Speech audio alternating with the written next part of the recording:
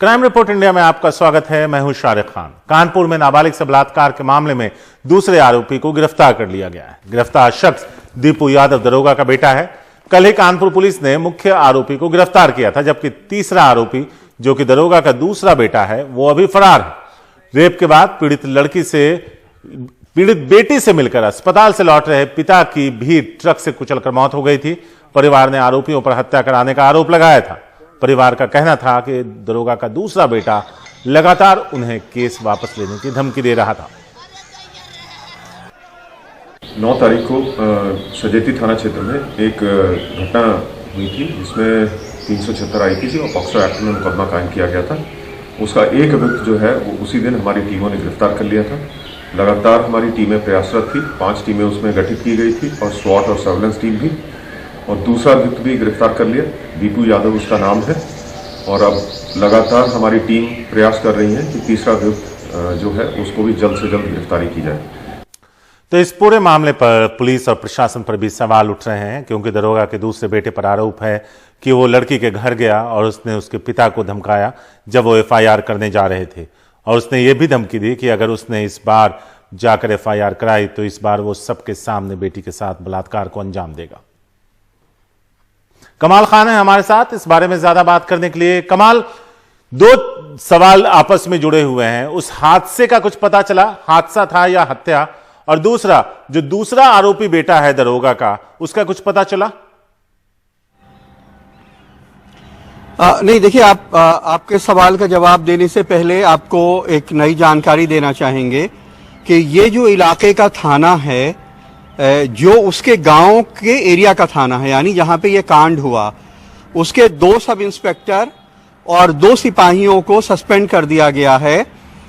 ये 4 लोग वो हैं जो सीधे पीड़ित परिवार के टच में थे और उनसे डील कर रहे थे। तो इन लोगों के ऊपर एक आरोप ये है, कल उनके परिवार के लोग भी वहां आरोप लगा रहे थे कि बच्ची के मेडिकल के लिए उसको 5 दफे अलग अलग अस्पतालों में भेजा गया।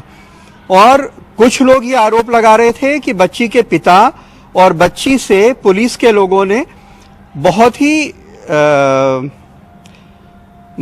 घटिया सवाल पूछे, जिससे वो बहुत ट्रॉमा में थे, पिता और बच्ची दोनों। तो हो सकता है कि ये सब भी कारण हो और काम में अभी उनके सस्पेंशन का ऑर्डर जारी नहीं हुआ है। कई बार पुलिस जब ऑर्डर जारी करती है तो वो काम में लापरवाही लिखती है ऐसे मामलों में। कुछ लोग ये भी अभी अपुष्ट खबरें आ रही हैं कि शायद जो लड़कों के पिता हैं उनके खिलाफ भी कोई कार्रवाई हुई है, दरोगा के जो दूसरे जिले में पोस्टेड हैं, लेकिन अभी पुलिस की तरफ से इसकी पुष्टि नहीं हुई है।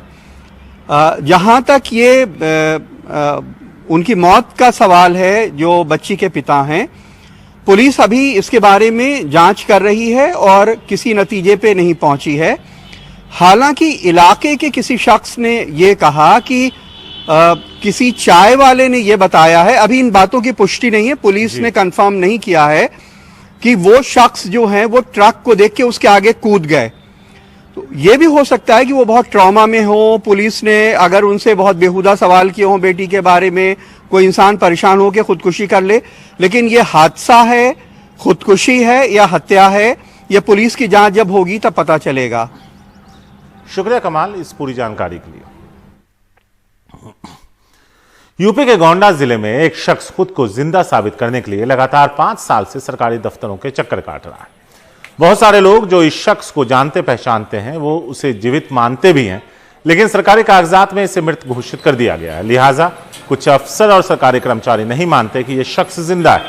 पीड़ित का आरोप है कि 5 साल पहले उसके भाई ने लेखपाल के साथ मिलकर एक साजिश रची, उसे मृत घोषित करवाकर उसकी जमीन की वसीयत किसी दूसरे के नाम कर दी। काफी चक्कर लगाने के बाद प्रशासन ने इस मामले के साथ ऐसे ही 3 और मामले की जांच के लिए कमेटी गठित कर दी। हमारे पिताजी 24 रामनगर में हमारी खेती पाती थी। अच्छा, पाही के काश्तकार थे। वहां से मेरा मृतक परिवार रजिस्टर बनवाया गया। अच्छा, और परिवार रजिस्टर बनवा के मेरा मृतक प्रमाण पत्र वहां से बनवाया गया। राम गरीब के नाम से वरासत कर दी गई। अच्छा, हमको मृतक घोषित करके। ये किसने किया? हमारे भाई ने किया। अच्छा, भाई ने करवाया, लेखपाल सेक्रेटरी द्वारा हुआ। शिकायत तो ऐसे किया है, कई जगह शिकायत किया है। अच्छा, लेकिन सुनवाई अभी तक हुई अरे नहीं? सुनवाई अभी तक नहीं हुई।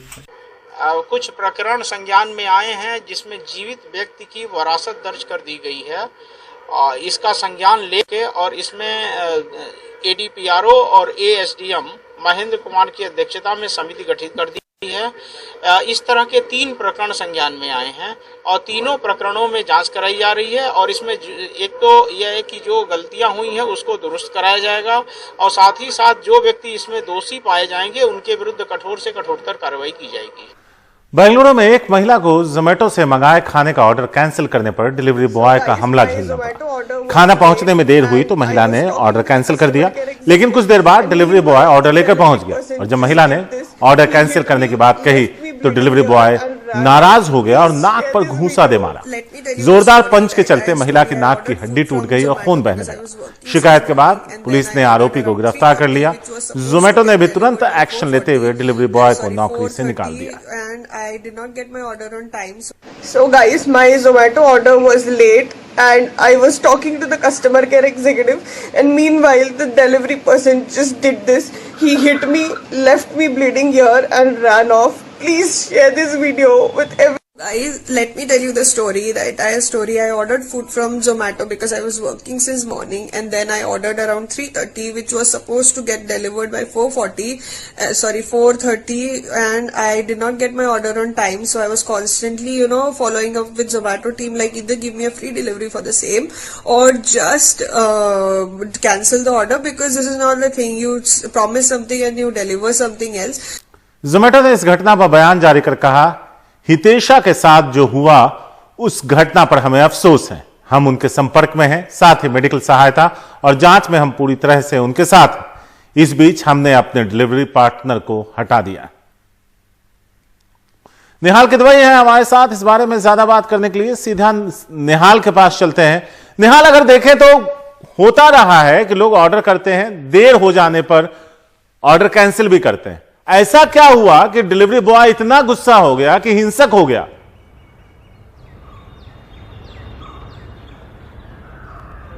देखिए, ये सबसे बड़ा सवाल है और पुलिस से भी हमने यही जानना चाहा था कि आखिर क्या हालात उस वक्त के थे कि डिलीवरी बॉय ने इस महिला पर हमला कर दिया। अब इस सवाल के जवाब में पुलिस का कहना है कि दोनों पक्षों से पूछताछ चल रही है। पूछताछ के बाद जब उन्हें सबूत मिल जाएगा उसके बाद ही वो इस बारे में पुलिस कोई आधिकारिक तौर पर बयान देगी। लेकिन आप अगर हितेशा का बयान जो इंस्टाग्राम पर है, जो भी आप प्ले भी कर रहे थे, अगर आप उसको सुने तो उसने जो आरोप लगाए हैं उसके मुताबिक डिलीवरी बॉय से जब उसकी बहस हुई तो उसने उसे थप्पड़ मार दिया। बहुत सीधी सी बात उन्होंने बताई है। लेकिन सवाल ये उठता है कि क्या वो हालात क्या थे जिसमें डिलीवरी बॉय इतना ज्यादा नाराज हो गया कि उसने थप्पड़ मार दिया। ये एक जांच का विषय है। लेकिन सोशल मीडिया पर जब हितेशा का मामला सामने आया है उसके बाद आज सुबह से अगर आप देखें तो सोशल मीडिया पर बहुत सारी बातें कही जा रही हैं।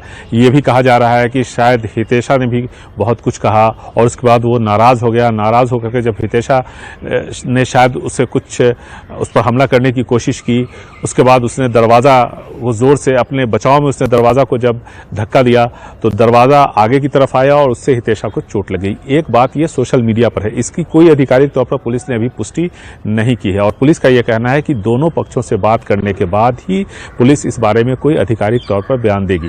तो हितेशा, इसमें कोई दो राय नहीं है कि उसके नाक से खून बह रहा था और लेकिन हुआ क्या इसके बारे में आधिकारिक तौर पर पुलिस के बयान का हमें इंतजार है। इसलिए कि अभी जो कुछ भी हम देख रहे हैं, जो कुछ भी हम सुन रहे हैं, वो सिर्फ हितेशा का पक्ष है और दूसरा पक्ष अभी तक सामने नहीं आया और पुलिस का कहना है कि जब पूछताछ पूरी हो जाएगी उसके बाद ही इस बारे में वो कोई बयान देंगे।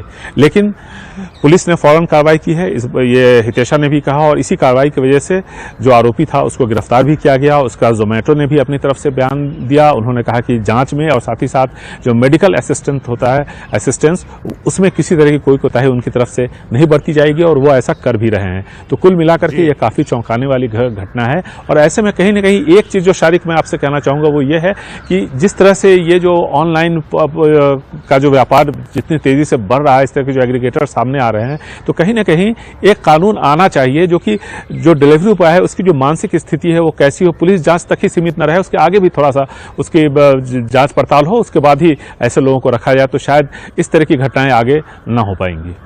शुक्रिया निहाल इस पूरी जानकारी के लिए। तो वक्त है एक छोटे से ब्रेक का। ब्रेक के बाद बताएंगे पत्नी ने क्यों रची पति की हत्या की साजिश।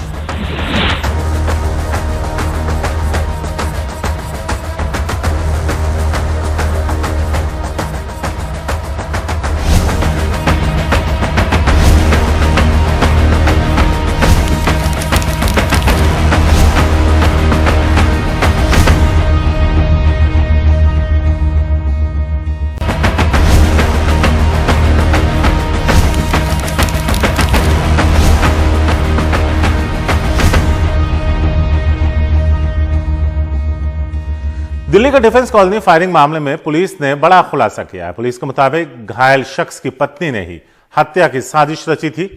पुलिस ने इस मामले में घायल की पत्नी और उसके प्रेमी को गिरफ्तार किया है। पुलिस से पूछताछ में पहले प्रेमी ने वारदात के पीछे वजह रोड रेज बताया, लेकिन पुलिस ने जब गहराई से जांच की तो चौंकाने वाली घटना सामने आई। मुकेश है हमारे साथ इस बारे में ज्यादा बात करने के लिए। मुकेश, इस नतीजे तक पुलिस पहुंची कैसे, ये मामला खुला कैसे? देखिए, बेसिकली पुलिस ने जब जहां पर एक घटना हुई थी डिफेंस कॉलोनी में, वहां पर सीसीटीवी फुटेज देखा तो वहां पर फुटेज में एक बाइक दिखी और बाद में बाइक का नंबर पुलिस को मिला और उस नंबर के जरिए पुलिस जो है रोहन तक पहुंची। रोहन जो आरोपी है, और रोहन से पूछताछ में ये जानकारी मिली कि रोहन ने बताया कि कुछ दिन पहले उसका रोड रेज को लेकर भीमराव से झगड़ा हुआ था और उसी वजह से उसने हत्या की कोशिश की। लेकिन जब पुलिस ने गहराई से पूछताछ की और रोहन के और भीमराव की पत्नी के मोबाइल के कॉल डिटेल निकाले तो उससे साफ हुआ कि रोहन और भीमराव की पत्नी बबीता का काफी दिन से अफेयर चल रहा था और बीच में भीमराव ने अपनी पत्नी को रोहन के साथ देख लिया था, जिसके बाद उसने बबीता की पिटाई की थी और उसके बाद बबीता ने प्लान किया कि रोहन भीमराव को मारना है। फिर उसने रोहन को एक पिस्टल लाने के लिए कहा और फिर रोहन ने इस पूरी वारदात को अंजाम दे दिया। तो इस तरह से पुलिस ने रोहन और बबीता को गिरफ्तार कर लिया है और पूरी साजिश का खुलासा किया है। जी शुक्रिया मुकेश इस पूरी जानकारी के लिए। तो हमलावर अब गिरफ्तार कर लिया गया है। पहले उसने पुलिस को बरगलाने की कोशिश की, लेकिन जब पुलिस ने कॉल डिटेल्स निकाले और उसके बाद गहराई से जांच की, पूछताछ की, तब जाकर यह तस्वीर साफ हुई और यह पता चला कि जो आरोपी है उसका संबंध जो घायल शख्स है उसकी पत्नी के साथ लंबे वक्त से था और उसी सिलसिले में उसने उसकी हत्या करने की कोशिश की। तो पुलिस की मेहनत रंग लाई और कत्ल की कोशिश की जो साजिश थी उसका पर्दाफाश हुआ। मशहूर मूर्तिकार पद्म भूषण राम सुतार के घर में काम करने वाला नौकर 26 लाख रुपए कैश और लाखों की ज्वेलरी लेकर फरार हो गया। नोएडा के सेक्टर 19 की घटना है, जहां उनका घर है। उन्होंने दिल्ली की एक प्लेसमेंट कंपनी के माध्यम से उड़ीसा के रहने वाले मदन मोहन को 3 दिन पहले ही काम पर रखा था। उसका पुलिस सत्यापन भी नहीं हो पाया था। आरोपी अलमारी तोड़कर कैश और जवाहरात लेकर फरार हो गया। पुलिस अब मामले की जांच कर रही है। राम सुतार वही मूर्तिकार हैं जिन्होंने लौह पुरुष सरदार वल्लभ भाई पटेल की 182 मीटर ऊंची प्रतिमा को बनाया था, जिसका अनावरण 31 अक्टूबर 2019 को पीएम मोदी ने किया था।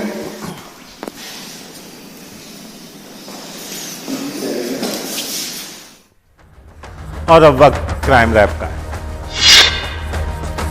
असम के चिरांग में भारी मात्रा में अवैध हथियार और गोला बारूद बरामद किया गया। एक AK सीरीज की राइफल और मैगजीन, 9 mm की फैक्ट्री निर्मित एक पिस्टल और एक मैगजीन, 7.65 mm की 2 पिस्टल और 2 मैगजीन, AK सीरीज गन के 90 जिंदा कारतूस, 9 mm पिस्टल की 5 राउंड गोलियां और एक पिस्टल की 3 राउंड गोलियां मिली। बरामदगी की गई है। पुलिस इस पूरे बरामदगी को लेकर सघन छानबीन कर रही है। पश्चिम बंगाल के हुगली में 2 दिन तक गायब रहने के बाद बीटेक के एक छात्र का शव मिला, जिसके बाद स्थानीय लोगों ने जबरदस्त हंगामा किया। दनकुनी के स्वरूप नगर इलाके में सुदीप्त देवरी के घरवाले पुलिस पर उसे मार देने का आरोप लगा रहे हैं। पुलिस के मुताबिक 2 युवक रात के अंधेरे में ट्रक का शीशा तोड़ रहे थे। पुलिस को देखकर दोनों भागे, जिनमें से एक पकड़ा गया और सुदीप्त की पानी में डूबकर मौत हुई।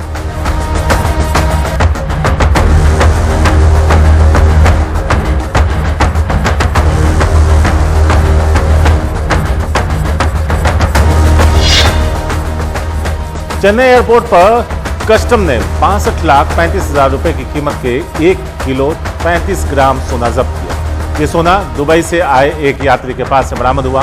आरोपी पर कस्टम एक्ट के तहत मुकदमा दर्ज किया गया। आरोपी के पास गोल्ड पेस्ट के 6 पाउच भी मिले।